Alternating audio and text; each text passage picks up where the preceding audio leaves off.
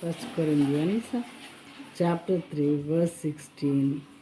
Do you not know that you are God's temple and that God's Spirit dwells in you? If anyone destroys God's temple, God will destroy him. For God's temple is holy and you are that temple.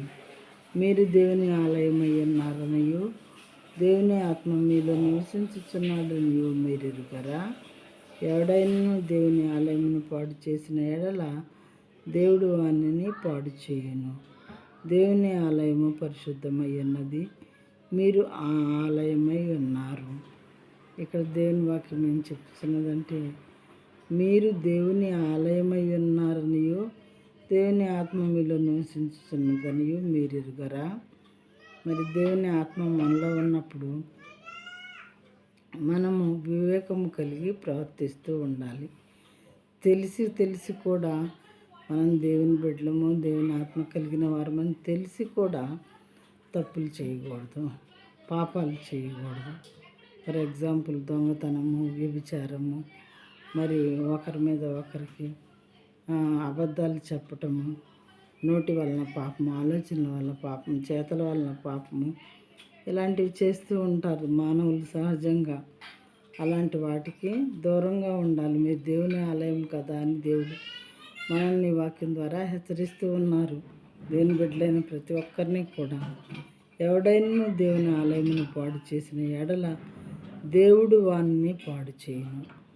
దేవుని బిడ్డలైన వారు మరి వాళ్ళు చేయకూడని పనులు ఏది చేసినా సరే, వ్యభిచారము, దొంగతనము, అబద్ధాలు, లేకపోతే ఇంకా చాలా చెడ్డ కార్యాలు చేయకూడని ఎన్నో ఉన్నాయి కదా, వాటిలో పార్టిసిపేట్ చేస్తూ ఉన్నట్లయితే దేవుడంట వారిని పాడు చేస్తారంట. ప్రియమైన వాళ్ళారా, దేవుని ఆలయము పరిశుద్ధమై ఉన్నది.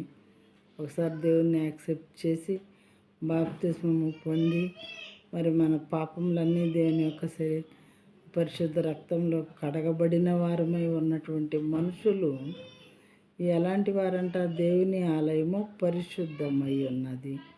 మన హృదయం అనే ఆలయాన్ని దేవుడు కడిగినప్పుడు అది ఒకసారి కడగబడిన తర్వాత పరిశుద్ధపరచబడుతుంది. మీరు ఆ ఆలయమై ఉన్నారు. మరి దేవుని విశ్వసించి ఆయన్ని యాక్సెప్ట్ చేసి, నా కోసం దేవుడు చనిపోయి తిరిగి లేచారు, మరి పునరుద్ధానుడై పరలోకానికి వెళ్ళారు, మరలా మా కోసం వచ్చి సెకండ్ కమింగ్లో నన్ను పరలోకానికి తీసుకువెళ్ళనై ఉన్నారు అని విశ్వసించే ప్రతి ఒక్కరూ కూడా దేవుని ఆలయమైనటువంటి ప్రజలు. ఆ ఆలయం పరిశుద్ధమైంది కాబట్టి దాన్ని ఎవరైనా పాడు చేస్తే మరి ఆలయమై ఉన్న మనిషి తనే అపవిత్రపరచుకున్నా సరే, ఎదుటి వాళ్ళు మరి ఏంటి వీళ్ళు అని చెప్పి మరి దేవుని బిడ్డల్ని తేలిగ్గా మాట్లాడి వాళ్ళకి హాని చేయాలని వాళ్ళు ప్రయత్నించే వాళ్ళు కూడా వీళ్ళు పాపం చేసినా కానీ మరి శాపగ్రస్తులు అవుతారు. దేవుడు వాళ్ళని పాడు చేస్తారు. లేదా వేరే వాళ్ళు వీళ్ళకి హాని చేయాలని ఏ రకంగానన్నా హర్ట్ చేసినప్పటికీ కూడా దేవుడు వారిని పాడు చేయను. ఈ రకంగా దేవుని ఆలయమైన మనుషులు పరిశుద్ధపరచబడిన వారు కాబట్టి వారిని వారు పవిత్రంగా కాపాడుకోవాలి.